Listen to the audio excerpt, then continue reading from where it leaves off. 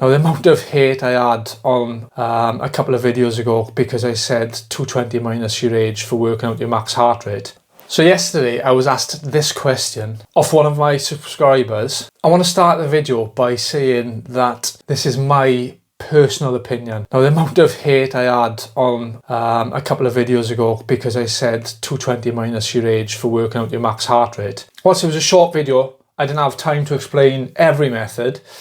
It felt like my integrity was at question. So I want to preface this by saying that this is my own personal opinion on what I do, why I do it, why I think it works, and what the benefits are. So essentially the question was, why do people train using time rather than distance or pace? Now, for me personally, I generally choose to use time. The main reason being is because it's a balanced effort. Let's say I was going to do 100 kilometers a week. Now, if I chose to do that 100 kilometers, where I am in the mountains, that 100 kilometers could be 10, 15 hours. But if I done those 100 kilometers flat, it could be 8 hours of training. The disparity between 8 hours and 15 hours is vast. This is where I think the problem lies with training for distance. If you're just starting out running and your training plan says you have to go for a 10k run, let's say you're a beginner runner, that 10k is going to take you 90 minutes. That 90 minutes compelled over the week is probably going to mean you're overreaching in your fitness. What do I mean by that?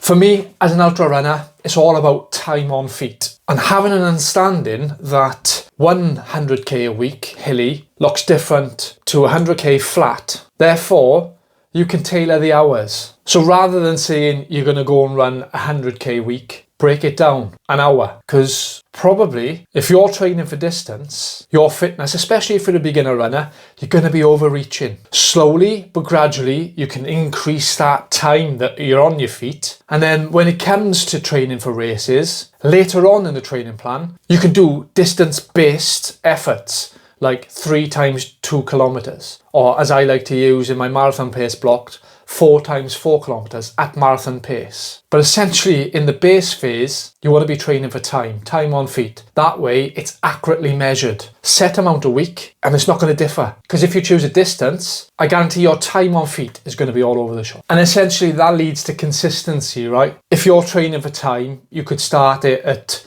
4 hours a week. Then you could work to 5, then 6, then have a drop down week, periodization. But if you're training to distance, the amount of time on your feet is going to be so varied that your fitness isn't going to follow a natural progression. I hope that makes sense. Makes sense in my head. Essentially, the first point is a balanced effort and consistency, yeah? So 100k doesn't look the same as another 100k.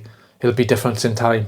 Whereas if you train for time, you can manage the amount of fatigue and progressive overload your body is enduring on a weekly basis. Number 2, following on from that, you're going to have a reduced risk of injury. Now, without getting too scientific and going into nutrition and energy levels, expended energy, energy burnt, the risk of injury when you're increasing your mileage is substantial. And you can't manage that if you're set on a distance, if you're training 100k a week, because one run could be hilly. It's hard to manage. Whereas with a time-based training plan, you know you're doing it incrementally and you're slowly working up. So for me, it's all about avoiding those running injuries. Nobody wants to be injured. It takes you away from what we love doing, and that's running. So yeah, a reduced risk of injury. Now again, this is my opinion and it's probably going to cause controversy. Controversy? It's probably going to cause controversy. The reason being is that I think training for time equates to better pacing. Now the reason I think that is if you're training for distance, then we're not professional runners, right? So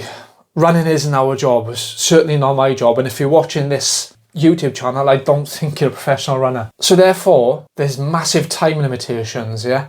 So if you run in the morning or run in the evening after work and your plan says that you have to run 14k, what tends to happen is you want to get it done as quick as you can. Because of time constraints, you've got to get up early for work and you've only got a set amount of time. You're finishing work and you want to spend time with your family. What happens there is your pacing is all over the shop because you're trying to get the run done. trying to get it rushed because you've got other things to do. But if you've got a set time to train for, your run, I guarantee, is going to be paced perfectly. For me, anyway, because I don't care about hitting paces. You only have to go and look on my Strava, Lee Davis. You'll see, I don't care. Most of my runs are in the 9 minutes per mile.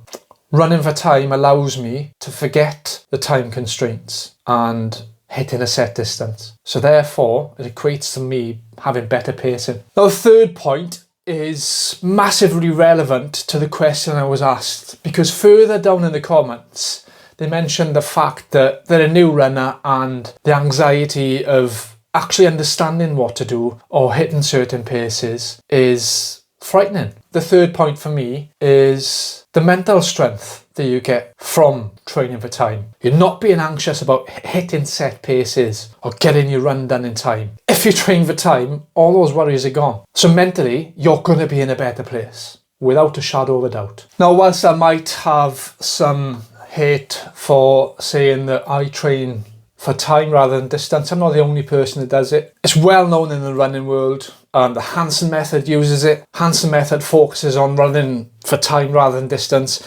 and a cumulative fatigue through consistent time-based running. Along with Hansen, Tom Evans, I'd say UK's best ultra runner, winner of Western States, winner of CCC, third place, highest Brit in Marathon des Sables, won many other numerous races. Tom trains for time. Go and watch his podcast. Tom's just started a podcast called Ultrasound, and in episode 2 he talks about nutrition and training for time, and I think that video is a lot more informative, and obviously Tom is at the peak of his game, so he knows what he's talking about. So I'm not the only person training for time. So if you're going to come at me with hate saying, oh, you should never train for train for time, you should always train for distance, I'm not saying you should never train for distance. Certainly when it comes to later in a training race and you're doing targeted specific sessions for a marathon or for a 5k, then you want to be doing distance-based runs, i.e.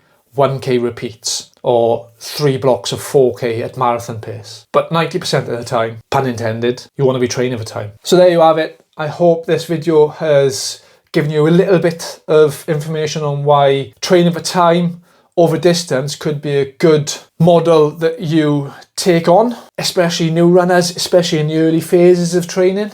No run for me today. It was meant to be an hour and 15, but I am off on holidays in the morning, so I've a lot of stuff to sort out today. But 75k for the week, which is a gradual build from last week, which was 64k. I'm still going to be running on holidays. Remember, run strong, rest well, and I'll see you on the trails of Mallorca. Oh yeah, and subscribe. 80% of you watching are not subscribed to the channel.